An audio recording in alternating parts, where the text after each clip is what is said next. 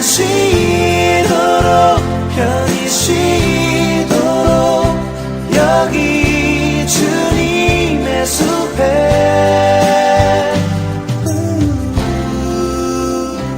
옆 사람과 서로 인사하겠습니다. 하나님은 당신을 사랑하십니다.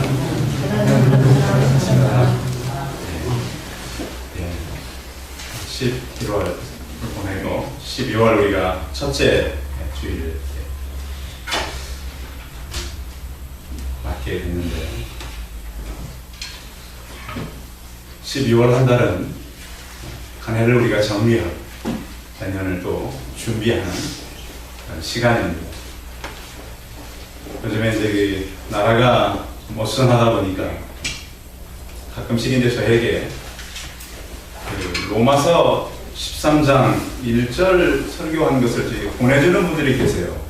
자기만 들으면 되는데 왜 그것을 저에게 보내줬는지 모르겠고, 또 그분이 살아계시다면 그렇게 설교 안 했을 것 같은데 왜 자꾸 그런 것을 사람들로 하여금 이렇게 보내고 그런지 모르겠어요. 성도 여러분, 이런 때일수록 우리는 세상에 이렇게 편성되어서 흘러가면 안 됩니다. 하나님의 백성들은 어느 편이 지금 중요한 것이 아닙니다. 제가 우리는 어느 편에 서 있어야 된다고 그랬어요? 그렇습니다. 하나님은 내 편이 되어주길 그렇게 기도할 것이 아니라 우리가 누구 편에? 하나님 편에 서는 것이 중요한 때가 바로 이때입니다. 목사님은 왜 집회 안 갑니까? 저도 가고 싶어요. 근데 토요일날 제가 설교 준비하면 가고 그러면 되겠어요, 안 되겠어요? 안 돼요. 마음은 그렇다는 거예요. 그렇다고 또 목사님 가고 싶다 그랬다고 또 마음은 그렇다는 거예요. 왜? 현 상황을 보면 저도 그런 마음이 있다는 거죠. 그래서 우리는 하나님께서 우리를 통해서 뭘 하시길 원하는가, 이것을 좀 잘 살펴보고, 또 우리는 세상을 보면서 기독교가 수천 년을 지금까지 흘러왔는데 한 번도 세상은 교회에 대해서 좋은 입장을 취한 적이 없습니다. 계속 교회에 대해서는 비난과 또 교회에 대해서는 많은 말들을 만들어내고, 또 기독교의 진리가 보편적인 진리가 된 적도 한 번도 없습니다. 오늘날 기독교 국가라고 하는 많은 국가들도 거의 기독교 국가가 유지하기가 어렵습니다. 그렇듯이 우리는 이 복음을 가진 자로서 이 생명의 복음을 가지고 어떻게 이 시대를 살아가야 되는가를 저는 오늘 고린도 교회를 통해서 한번 같이 나눠보려고 하는 것입니다. 고린도 교회에는 여러 파벌이 있었습니다. 교회 안에 파벌이 있으면 됩니까, 안 됩니까? 안 됩니다. 근데 고린도 교회는 바울 사도에 의해 세워진 교회인데 크게 4개의 파벌이 있었습니다. 가장 이제 아마 그 파벌 중에 좀 강했던 파벌이 베드로파였던 것 같아요. 여러분 베드로 아시죠? 베드로는 예수님을 직접 만났고, 또 베드로는 다른 사람들이 경험치 못한 몇 가지 일들이 있었는데 물 위를 걸어본 사람.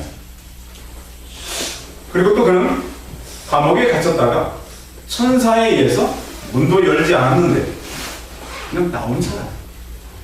그 말이 얼마나 힘있고 사람들에게 설득력이 있고, 사람들을 만났을 때 사람들이 막 베드로만 쳐다봐도 하나님을 만난 것처럼. 한 번 설교하니까 몇 명이 돌아왔어요? 3,000명이 돌아왔어요. 대단한 능력이에요. 제가 지금 6년 동안 설교했는데 이곳에 와가지고 어른들 겨우 30명이 넘었어요. 하루 설교해가지고 3,000명이 넘는 건 대단한 거예요. 그래서 사람들이 우리는 베드로파다. 교회에 베드로파가 생겼어요. 근데 또 베드로를 이어서 또 하나의 파가 생겼는데, 어떤 파가 생겼냐면 베드로 이후에 베드로는 주로 유대인들을 이렇게 복음을 전했던 사람이었는데, 이 사람은 이방인들에게 복음을 전했어요. 이방인에게 복음 전하다가 매도 엄청 맞고요. 또 다니면서 굉장히 많은 사람들을 살려다녀요. 또 독사가 손을 물었는데 여러분, 독사가 손 물면 사람이 어떻게 돼요? 안 물려봐서 모르시잖아요.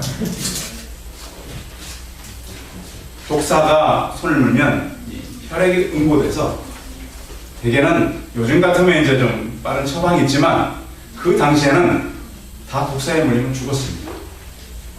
근데 독사에 물렸지만 바울이 죽었어요, 안 죽었어요? 그리고 또 바울이 가서 기도하면 병든 자가 많이 나왔어요. 여러분, 혹시 또 한 주간 병원 다니시다가 제 뒤에 오신 성도님들이 계실 거예요. 우리 목사님 기도해도 안 나을까? 근데 바울이 기도해도 안 나은 사람도 있었어요. 그렇지만 바울의 영향력은 워낙 컸기 때문에 우리는 바울파다. 그래서 바울파가 있었어요. 또 하나의 파가 있었는데, 또 하나의 파는 이 바울에 의해서 이 훈련된 브리스가와 아굴라에 의해서 훈련된 아볼로라고 하는 사람이 있었어요. 이 사람은 말을 굉장히 잘했어요. 설득력도 있고 또 지혜가 많았어요, 성경에. 그래서 베드로는 하나님의 능력에 강했고 바울은 선교의 사람인가 하면 아볼로는 설교를 잘했어요. 그런가 하면 바울이 세웠던 그 고린도 지역에 목회를 하는 사람이기 때문에, 여러분 요즘에도 목회 잘하는 목사님 좋아해요? 설교 잘하는 목사님 좋아해요? 설교 잘하는 목사님 좋아해요. 그래가지고 막 어느 교회 목사님 설교한다고 하면 막 몰려가. 뭐 그가 뭐가 문제였든 상관은 없어요. 설교만 잘하면. 물론 아볼로가 문제가 있었다는 건 아니고, 아무튼 사람들을 이끄는 설득력이 굉장히 있던 사람, 해박한 지식이 있어요. 그러다 보니까 사람들이 막 몰렸어요. 그러니까 그 사람들은 또 무슨 파? 아볼로파. 근데 보니까 이 사람들이 누구는 베드로파고, 누구는 바울파고, 누구는 아볼로파냐? 난 다 싫다. 우리는 그리스도파야지. 교회는 예수님 믿어야지. 또 다 싫으니까 그리스도파를, 물론 성경에 이런 얘기가 없어요. 제가 설명하는 거니까. 그래서 4개 파가 생긴 거예요. 자, 무슨 파 맨 처음에? 베드로파. 그 다음에 바울파. 그 다음에 아볼로파. 그 다음에 예수 그리스도파. 교회가 4분 5열됐어요. 이게 고린도 교회. 그러니 교회 오면 사람들이 교제가 되겠어요? 제대로 하면 돼. 밥 먹을 때도 우리 파고, 회의할 때도 이런 문제들이 많았어요. 이런 문제를 안고 있었을 뿐만 아니라 또 고린도 교회는 음행의 문제가 있었어요. 아버지의 아내를 아들이 취했어요. 교회 다니는 사람. 그래서 바울이 뭐라고 편지했냐면, 이런 일은 이방인에게도 없는 것이에요. 교회 다니는 사람들이 그랬어요. 그래서 이런 사람들을 어떻게 하라 그랬냐면, 이런 사람들을 음행하거나 탐욕 부리거나 우상 숭배하거나 모욕하거나 술 취하거나 속기 빼앗거든 사귀지도 말고, 그런 자와는 함께 먹지도 말라. 함께 뭐 하지도 말라? 먹지도 말라. 같이 이런 사람은 밥상을 같이 겸하지 말라. 또 법정 고발의 문제가 있었어요. 교회 문제를 교회 안에서 서로 얘기하면 돼요, 안 돼요? 이렇게 서로 사람들끼리 문제예요. 얘기해서 풀어가면 돼요. 근데 그것을 세상 법정에다 고소했다는 거예요. 그래서 법정의 문제를 바울이 뭐라 그러냐면, 형제와 더불어 고발을 분다로 믿지 않는 자들 앞에서 하느냐.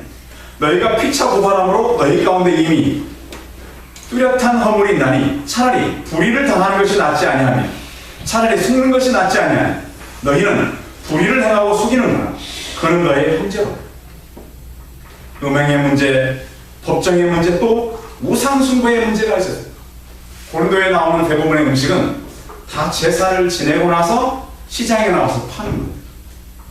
이걸 먹어야 되는지 안 먹어야 되는지, 이런 문제가 고린도 교회에는 많이 있었다.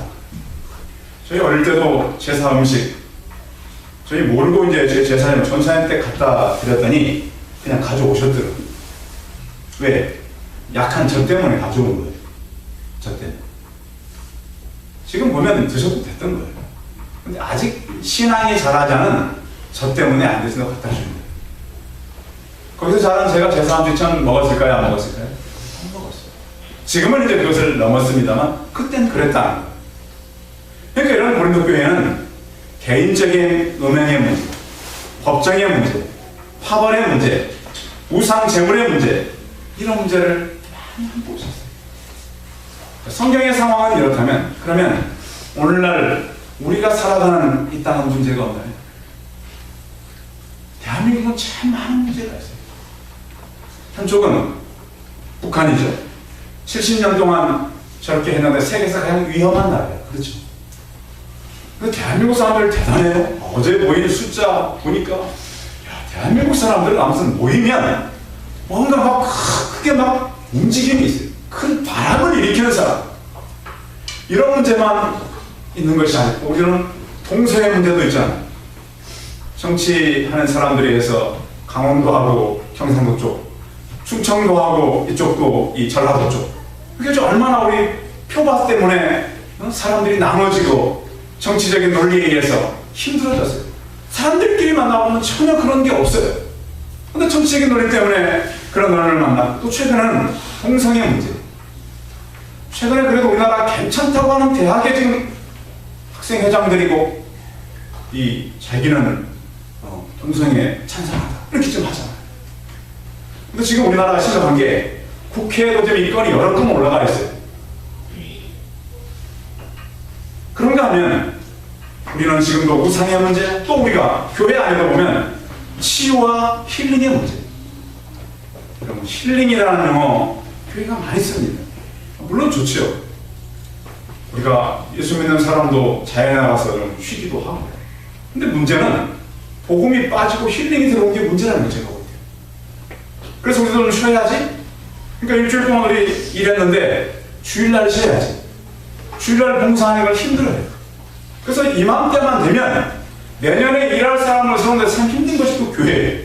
왜? 이제 나도 교회에서 쉬고 싶지 일하고 싶지 않거든요. 특히 교회 부업 쪽에 좀 어려움이 많아요. 그래서 어떻게 하죠? 이제 업체를 들여오잖아요. 일할 사람이 없으니까 외부 업체를 들여다가 주일날 그 사람들은 일하고 성도들은 밥을 먹어요. 저는 이것이 옳은지 모르겠어요. 제가 언젠가 교회 옆에 있는 과일가게 주인을 한번 전도했었어요. 과일가게 주인. 몇 주 오더니 교회를 못 와요. 왜 못 오냐고 물어봤더니 주일날 그 교회 성도님들이 과일을 시키니까 배달가느라고 못 오는 거예요. 여러분, 이게 옳은 일입니까? 특히 교회 임직자 선거 때는 더 많이 배달가요. 이게 한국교회 실체예요. 이런 문제를 우리가 안고 있을 뿐만 아니라 이제는 사람들이 자꾸 교회에 와서 하나님 더 주세요. 하나님 내게 더 허락해 주세요. 더 많게 해주세요. 제가 지난 가을에 힐링은 무엇으로 바꾸라고 그랬죠? 힐링 없다. 이제 우리 건강 그만해도 돼요. 얼마나 우리가 건강해야 돼? 우리가 얼마나 더 먹고 얼마나 더 있어야 돼? 더 중요한 것은 제가 죽고 살고의 문제라고 그랬잖아요. 생명의 복음은 죽고 사는 것이 문제지 지금 더 있고 좀 더 갖고 이것이 문제가 아니라는 거예요. 이러한 문제 가운데 저는 오늘 말씀의 제목을 잡았는데 좀 어려운 제목이에요. 주보 한번 같이 보십시오. 오늘 말씀의 제목 같이 읽어봅니다. 시작. 하나님의 영광을 위하여. 무엇을 위하여? 하나님의 영광을. 근데 이 제목이 참 어려운 제목이에요. 저도 이 말씀의 제목을 잡고 하나님의 영광을 위하여. 그래, 우리 많이 쓰는 말이에요. 도대체 그러면 하나님의 영광을 위한다는 구체적으로 무슨 말인가? 무슨 말일까요? 그 말은 많이 해요. 하나님의 영광을 위해 살아야지. 하나님의 영광을 위해 내 생애를 드려야지. 한번 따라하겠습니다. 나를 하나님 앞에서 하나님은 살아계시다고 인정하는 것입니다. 간단하게 말하면 다시 한번 따라해. 하나님을 인정합니다. 이게 하나님의 영광을 위하여. 지금 이 시간도 하나님은 살아계시고 앞으로 나를 이끌어갈 것이고 지금까지 하나님 나를 인도하신 것 같이 앞으로도 인도할 걸 믿습니다. 하나님을 인정합니다. 이 의미가 바로 무엇을 위하여? 하나님의 영광을 위하여. 자, 그런 정밀 가운데 31절을 읽어야 됩니다. 31절 있습니다. 시작. 그런즉 너희가 먹든지 마시든지 무엇을 하든지 다 하나님의 영광을 위하여. 아멘. 바울은 너희가 먹든지 마시든지, 그러면 이 의미는 먹고 마시는 것만 의미했을까요? 성경이 그래 우리 육신의 문제만 얘기할 것 같지는 않아요. 4분 5년 전 고린도 교회, 심각한 문제를 안고 있는 우리의 현실. 고린도전서 4장 20절에 보면 바울은 이렇게 말합니다. 하나님 나라는 말에 있지 않냐고 오직 능력에 있습니다. 말은 좋아요. 말은 많이 할 수 있어요. 그런데 하나님 나라는 능력에 있어요. 고린도전서 2장 1절부터 보면 이렇게 말합니다. 형제들아, 내가 너희에게 나아가 하나님의 증거를 전할 때 말과 지혜의 아름다운 것으로 하지 아니하였나니 내가 너희 중에서 예수 그리스도와 그의 십자가에 못 박힌 것 외에는 아무것도 알지 아니하기로 작정하였습니다. 내가 너희 가운데 거할 때 약하고 두려워하고 심히 떨었노라. 내 말과 내 전도함이 설득력 있는 지혜에 발로 하지 아니하고 다만 성령의 나타나심과 능력으로 하여 너희 믿음이 사람의 지혜에 있지 아니하고 다만 하나님의 능력이 있게 하였노라. 그랬습니다. 하나님은 우리를 그의 말씀의 능력 안에 거하며 살기를 원합니다. 성도 여러분, 먹든지 말씀을 먹고 살아가시기 바랍니다. 우리는 육신을 위해서 먹는 것은 우리 많이 드셨잖아요. 앞으로는 영혼을 위해서 영원한 말씀을 먹는 부지런한 성도들 되시기 바랍니다. 또한 우리의 기도도 마찬가지입니다. 기도는 영적 호흡과 같습니다. 우리가 숨을 안 쉬고 살아갈 수가 있나요? 숨은 들심과 내심이 있듯이 내가 하나님께 기도하지만 또한 기도는 그의 음성을 듣는 시간이기도 합니다. 우리는 내 필요만 하나님께 많이 얘기합니다. 근데 기도라고 하는 것은 하나님께서 내게 말씀하는 것을 듣는 시간이 바로 우리의 기도 시간이 되는 것입니다. 성도 여러분, 하나님을 인정하고 먹든지 마시든지 하나님의 영광을 내어 살아가시기 바랍니다. 아멘. 한 가지는 이 32절에 있습니다. 우리가 하나님의 영광을 내어 살아가야 될 이유. 두 번째 32절 같이 읽습니다. 시작. 유대인에게 하나님의 교회에 거치는 자가 되지 말고. 어떤 자가 되지 말고? 교회에 거치는 자가 되지 말라. 왜 바울은 하나님의 영광을 위해 살을 먹든지 마시든지 하면서 교회에 거치는 자가 되지 말라 그랬을까요? 결국 교회라고 하는 것은 공동체를 포함한다는 거죠. 결국 사람 얘기입니다. 사람에 대해서 거치지 말라고 하는 것은 이것은 위법행위나 범죄, 화나게 하는 행위를 말합니다. 여러분, 그 안에서 이웃 성도들에게 대해서 화나게 하지 않기를 바랍니다. 여러분, 교회에 오면 화나는 사람들이 있어요. 근데 요즘에 이유는 모르겠지만 성도들이 더 싸나워졌대요. 왜 그럴까요? 뭔가 그 감동을 격하게 만드는 원인이 있기 때문에 그런 거 아닙니까? 그렇죠.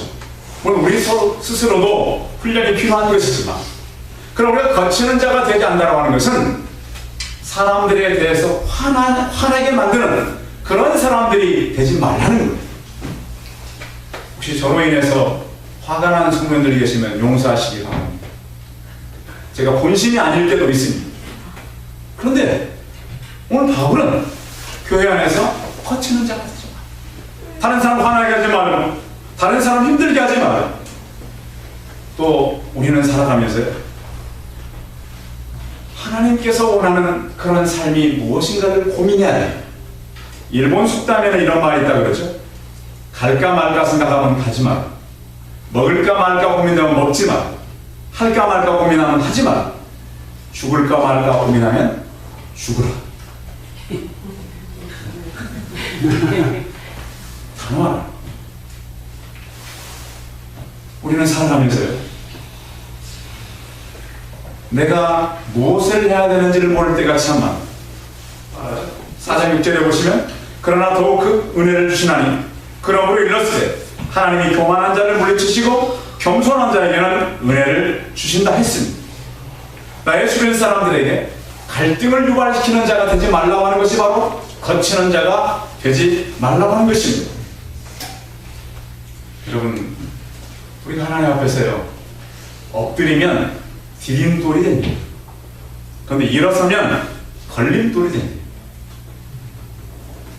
나 한 사람이 엎드리면 다른 사람이 밟고 갈 수 있는 디딤돌이 되는데 내가 일어서면 걸림돌이 되는 거예요. 여러분, 우리가 거치는 자가 되지 않기를 바랍니다.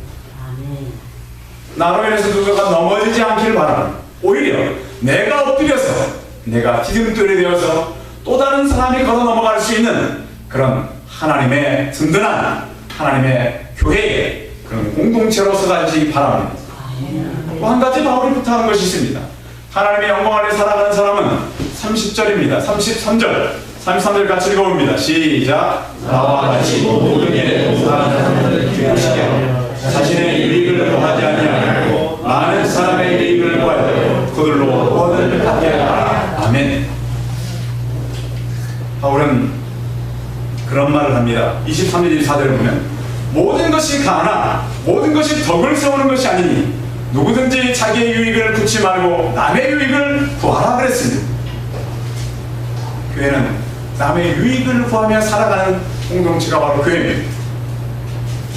먹고 마시는 문제에 있어서 그렇습니다. 우리가 먹고 마시는 자유는 있습니다. 그러나 그것이 내가 먹고 마심으로 다른 사람들이 시험 들지 않게 하는 것입니다. 우리가 얼마든지 잘 먹고 원하는 대로 먹을 수 있습니다. 우리 삶도 마찬가지입니다. 내 마음대로 살아갈 수 있습니다. 그러나 거기에 우리의 행동은 조심하라고 하는 겁니다. 그 조심하는 이유가 바로 자신의 유익을 구하지 말라는 것입니다.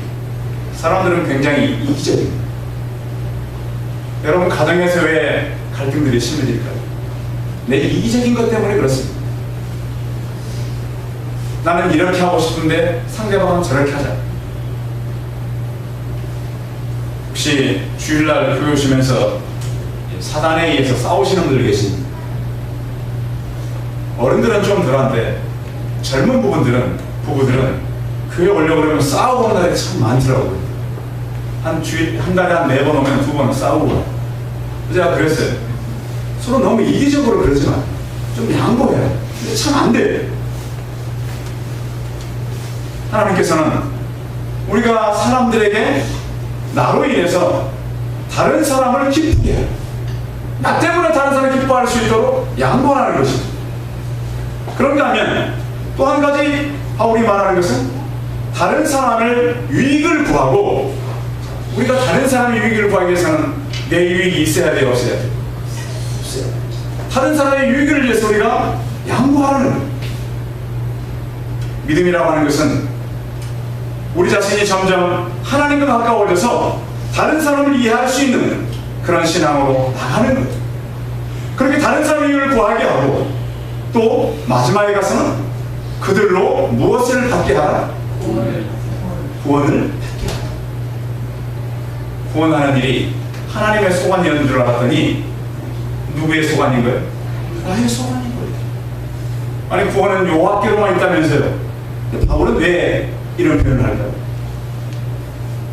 다른 사람의 유익을 구하여 그들로 구원을 받게 하라. 이 얘기는 무슨 얘기냐면, 내가 다른 사람이 구원을 얻는데 영향력을 행사하는 거예요. 그러기 위해서는 봉사도 하고 교사도 하고 주의를 하는 거예요.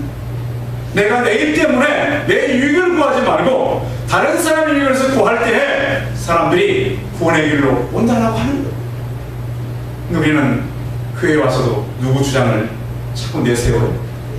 내 주장. 목사님, 난 이런 거 하고 싶어요. 난 이렇게 시켜주세요. 나는 이 일이 좋아요. 그런 걸 내려놓으라. 내 유익을 구하지 말고 그들로 구원을 받게 하라.